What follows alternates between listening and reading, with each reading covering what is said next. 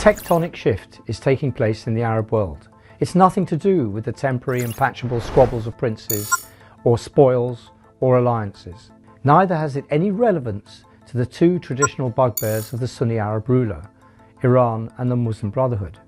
It's not been triggered by a trader setting himself on fire after having his food carts confiscated by officials in Sidi Bouzid, Tunisia. No mass demonstrations have taken place in Cairo calling for the downfall of the dictator. And yet this shift could have as wide a repercussion as the Arab Spring once had 15 years ago. What's commonly referred to in the Middle East as the real nations of the Arab world, and by that we mean nations with a significant population, have woken up to what's been happening around them. Saudi Arabia, Algeria principally, but also Egypt potentially, have realised that a plan to dominate and control the key choke points of the region by Israel explicitly and the United Arab Emirates implicitly is a threat to their national interest. The Israeli-Emirati plan is simple: fragment Arab states, control the key trade routes like the Bab el-Mandeb Straits between Yemen and the Horn of Africa, plant military bases all around the region, and you will get hold of a lucrative military and financial control for the rest of the century. Israel expressed this plan explicitly in speeches and numerous visits. It's the formula they're using in Syria with their creation of a protectorate of the Druze in southern Syria and attempts to do the same with the Kurds in the north. It's open and declared. They want to turn Syria into Libya, a collection of warring regions with no meaningful central control. They're trying the same policy by recognising Somaliland, which offers the prospect of Israel getting a military foothold in the Horn of Africa for the first time in history. For Abu Dhabi, fragmentation is implicit. They deny financing and arming the RSF in Sudan and feeding a devastating civil war. They deny any connections with the RSF commander, Hemeti, who is under US Treasury sanctions. But fragmentation in Yemen has been their policy for over a decade. Initially, it was to stop al-Islah, the Muslim Brotherhood, from taking power after the collapse of the Yemeni dictator. Then came the fall of the capital Sana'a to Ansar Allah, the Houthis. Each campaign provided a cover for their real target, which was to finance, arm and install a separatist state in southern Yemen under the banner of the Southern Transitional Council in Aden. This project is nothing new, but it was turbocharged by Mohammed bin Zayed, the President of UAE, who is the brains behind everything this emirate does. Bin Zayed almost got away with it.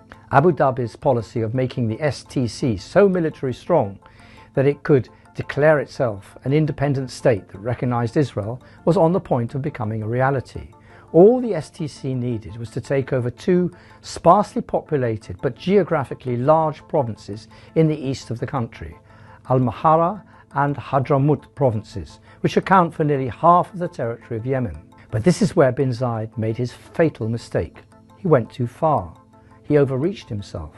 Hadramaut shares a border with Saudi, and the appearance of the STC in the capital Mukalla sent the ruler of the Saudi kingdom mad. It sparked the wake-up call that Saudi Arabia needed. The blinkers had fallen from Saudi eyes.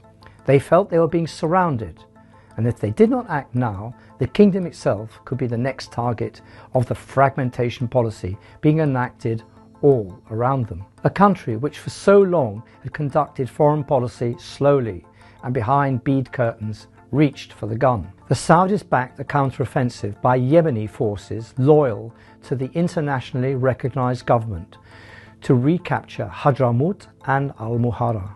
Mukalla was bombed and the STC forced to withdraw. When 3 days later Israel became the first country to officially recognize Somaliland as a sovereign state, Saudi fears that they were being surrounded were confirmed.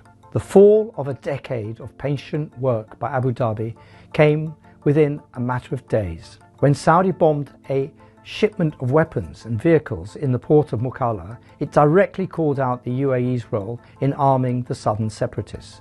Hours later, Abu Dhabi announced it was withdrawing its forces from Yemen. It even abandoned the island of Socotra. In a matter of hours, all the work, planning and finance of the last decade had come crashing down.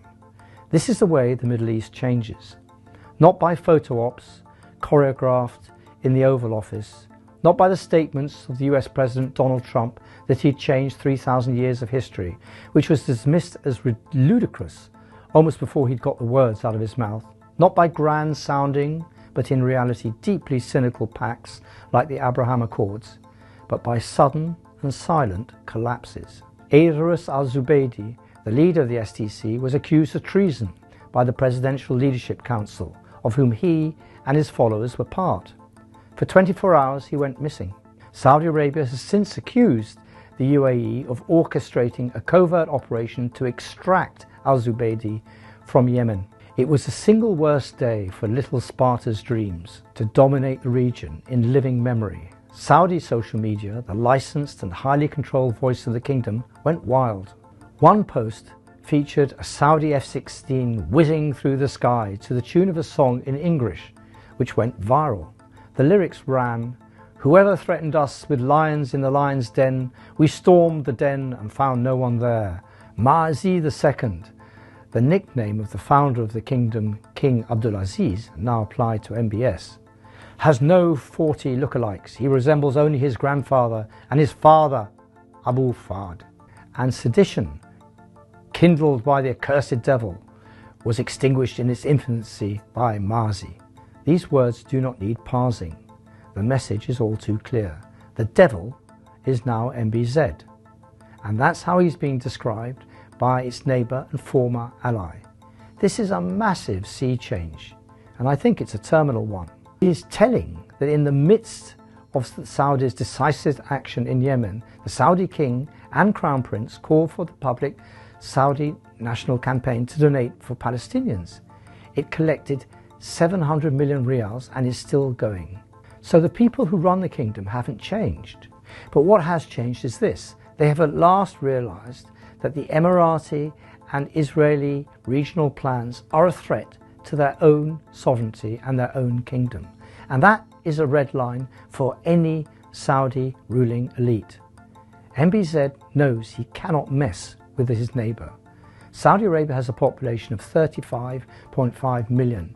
The UAE has a population of 10 million, but only 1 million of those are citizens.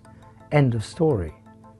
Saudi's wake-up call has to be welcomed by anyone seeking an exit from the doom loop of failed American interventions and permanent Israeli occupation in the Middle East. Yes, the US President Donald Trump still wields all the military power, and yes, there's nothing to stop Benjamin Netanyahu from continuing war and occupation in Gaza, southern Lebanon, southern Syria, from here to eternity. America under Trump can kidnap the president of Venezuela. It can drop a company of special forces on Greenland, plant a flag in the ice and declare it US sovereign territory. Trump can bomb Iran for a second or third time and ruin any economy around the world if they don't play ball. No one is disputing this. But what neither he nor Netanyahu can do is deal with the consequences of their invasions, any more than George Bush could stop 7 years of civil war after he'd invaded Iraq. The Saudi kingdom does not need to respond symmetrically to Israel's clear and overt plans for regional domination, nor will it. But it can start to make life very difficult for the two little Spartas, the UAE and Israel, who are sowing the seeds of civil war and conflict all around the Middle East. In winning every battle they started, but in losing every war, America and Israel have overreached themselves.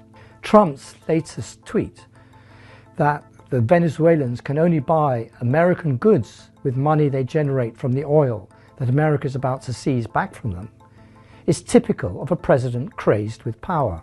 Has Trump looked at the map? Venezuela is twice the size of Iraq and is largely forested, and its people are armed to the teeth. Trump and Netanyahu think they can do what they want when they want.